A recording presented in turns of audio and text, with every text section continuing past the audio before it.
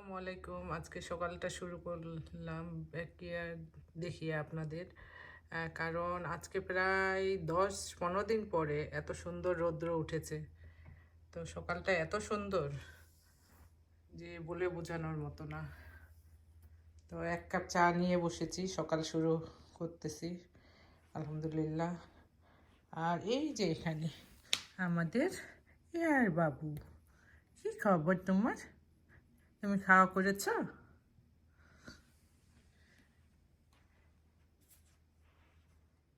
আর এই যে আমাদের খেলার সাথে সারাদিনই। আর সে হাই, এত মায়া, আসলে অনেক মায়া এর প্রতি। সারাক্ষণ পিছনে পিছনে ঘুরে আর আদর চায়।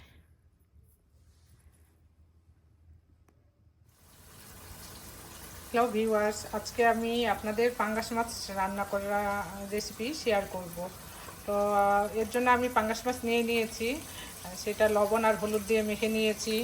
এখানে ভেজিটেবল অয়েল নিয়েছি, আলু আর টমেটো, আমার বাচ্চারা একটু আলু পছন্দ করে, আর একটু ঝুকুনি নিয়েছি, পেঁয়াজ, ধনিয়ার পাতা।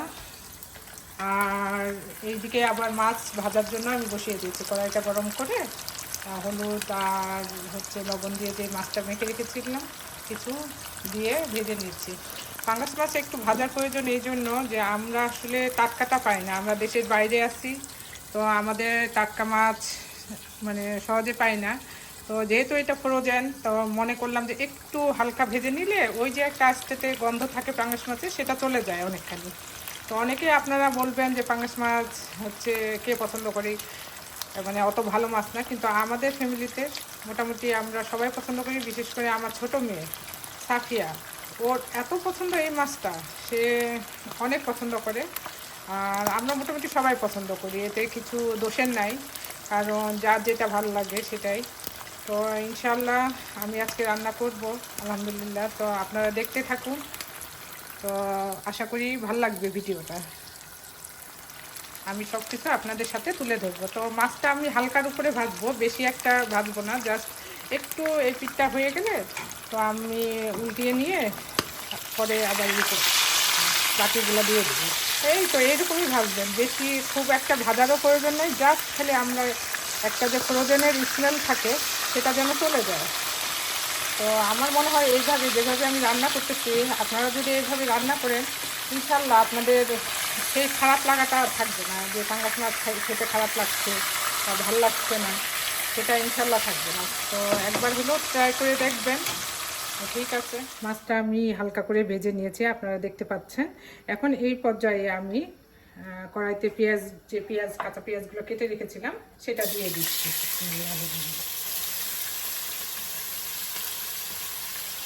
পেঁয়াজ আর কাঁচামরিচ আমি দুটোই দিয়ে দিলাম।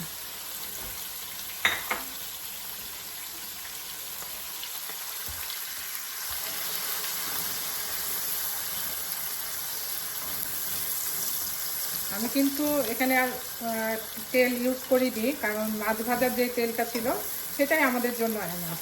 পেঁয়াজটা মানে হালকা করে ভেজে নেওয়ার জন্য আমি পুরো বেরেস্তা করব না, জাস্ট হালকা করে পেঁয়াজের কালারটা যখন চেঞ্জ হয়ে আসবে তখন আমি সেই পর্যায়ে এখানে পানি দিয়ে দেব।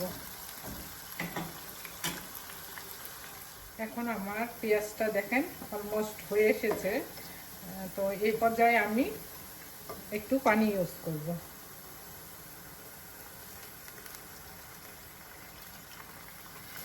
পানি দিয়ে দিলাম। এখন আমি এখানে লবণ দেব আন্দাজ মতো। আমার এতগুলো মাছের জন্য 1 টেবিল স্পুন লবণে এনাফ, কারণ আমি মাছ ভাজার সময় লবণ দিয়েছিলাম। তো আমার 1 টেবিল চামচ হলেই হয়ে যাবে। আর আদা বাটা রসুন বাটা তো মাস্ট, এখানে আমি কাঁচামরিচও দিয়েছি।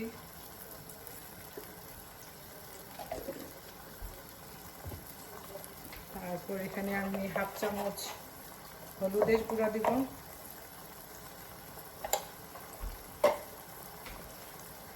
আর 1/2 চামচ মরিচের গুঁড়া। আর আমার বাসার তৈরি জিরা ধনিয়ার গুঁড়ো আমি মাছে ইউজ করি। তো এখন আমি 1 চামচের মতন ইউজ করতেছি, আর পরে নামানোর আগে আগে একটু ইউজ করব। তো এখন আমরা সব মশলাটা কষিয়ে নেব, জাস্ট পেঁয়াজগুলো নরম না হওয়া পর্যন্ত আমরা এইভাবেই কষিয়ে নিব মশলাটা। মশলার একটা র ফ্লেভার থাকে, তো এই ফ্লেভারটা চলে যাওয়ার জন্য একটু পেঁয়াজটারও সিদ্ধ হওয়ার প্রয়োজন আছে। তারপরে আরেকটু মশলাটা আমরা কষিয়ে নেব, তারপরে আমরা মাছটা ওখানে দিয়ে দিব। তো দেখেন আমার মশলাটা তেল ছেড়ে দিয়েছে। তো এই পর্যায়ে আমি এখন মাছটা ঢেলে দিব। মাছটার আগে আমি টমেটো, আলু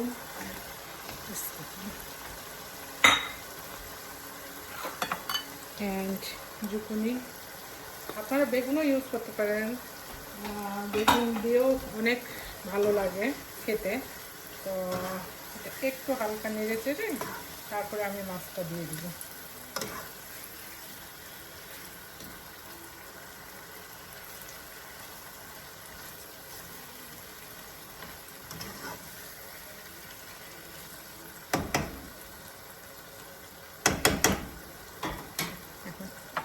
আমি মাছটা আস্তে আস্তে করে ছেড়ে দেব।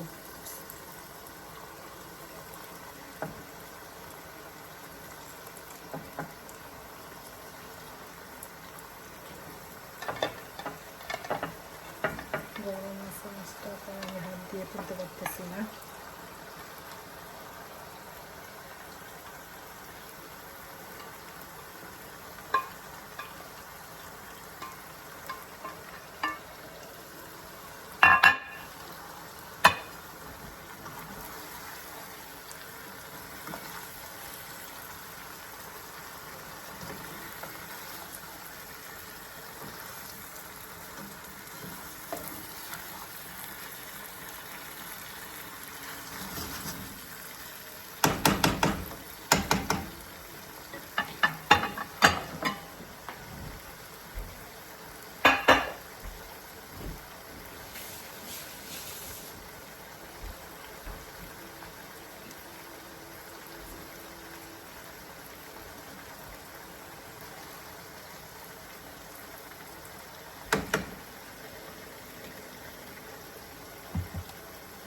এখন আমরা পানি দিয়ে দেব।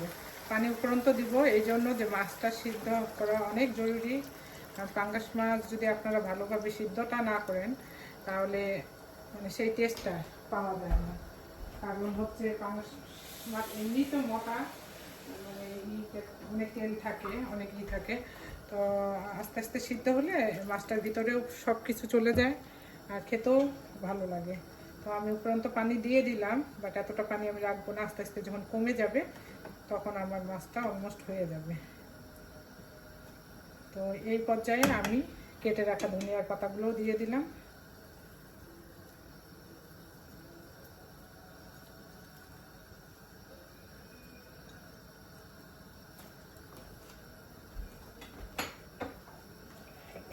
আর একটু ধনিয়া আর জিরার গুঁড়াটা করে দিয়ে দেব, এতে করে স্মেলটাও ভালো আসবে, সব কিছু ভালো লাগবে। তো এখন আমি ঢেকে দিলাম। যতক্ষণ মনে করেন যে 15 থেকে 20 মিনিট আমাকে মাছটা সিদ্ধ করতে হবে, তারপর পানিটাও কমে আসবে আলহামদুলিল্লাহ। এর ফাঁকে আপনারা যদি লবণটাও টেস্ট করতে চান সেটাও টেস্ট করে দেখতে পারেন, যদি লাগে দিবেন। তো এই তো এইভাবে পাঙ্গাস মাছ ইজি ওয়েতে সুন্দরভাবে রান্না করা যায়। এই যে দেখুন আমার মাছটা অনেকটা হয়ে এসেছে, আর 5 মিনিট পরে আমি এটা নামিয়ে ফেলবো। আর এইদিকে আমি ভাত বসিয়ে দেবো। আসলে আমরা রাইস কুকারে ভাত খাই না, কারণ আমার বাচ্চারাও পছন্দ করে না, আমার হাজব্যান্ডও পছন্দ করে না।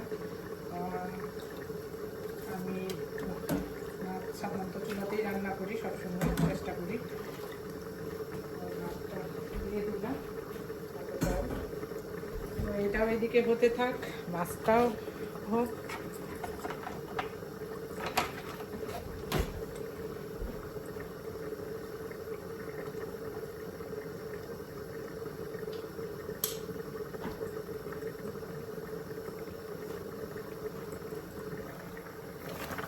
এখন আমার মাছটা হয়ে গেছে আলহামদুলিল্লাহ। তো এই তো আমার পাঙ্গাস মাছের রেসিপি আপনাদের সাথে শেয়ার করলাম। আর আমি চুলাটা বন্ধ করে এখানেই রেখে দেবো। তো এদিকে ভাত হচ্ছে। তো ঠিক আছে ভিউয়ার্স, ভালো থাকেন, আল্লাহ হাফেজ। যেহেতু আজকে মাছ রান্না করেছি, তো বাসা তো একটা স্মেল হয় মাছের জন্য, তো ভাবলাম একটু ক্যান্ডেলটা ধরিয়ে দিই। আর আমার সব কিছু ক্লিন হয়ে গেছে, কাউন্টার আমি ক্লিন করে ফেলেছি আলহামদুলিল্লাহ। তো এখন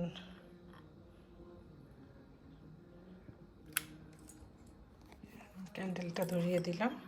তো বাসায় যে একটা ফিশের স্মেল থাকে সেটা হোপফুলি চলে যাবে। তো এই তো আজকে দুপুরে আলহামদুলিল্লাহ সব কিছু ফিনিশ করে ফেললাম। এখন জোহরের নামাজ পড়ে আমি ছোটো মেয়েকে আনতে যাব। তো আমি সব কিছু ক্লিন করে ফেলেছি।